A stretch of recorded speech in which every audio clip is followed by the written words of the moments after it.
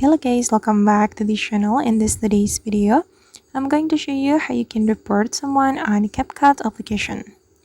Okay, let's get started guys. Here I have opened my CapCut application in my mobile phone, and first of all I'm going to open my CapCut profile or CapCut account by tapping on this icon, and I'm going to see other creators account.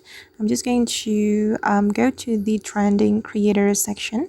I'm going to click on view more, and we just need to choose an account or choose someone who wants to report. For example, I'm going to report maybe this account guys.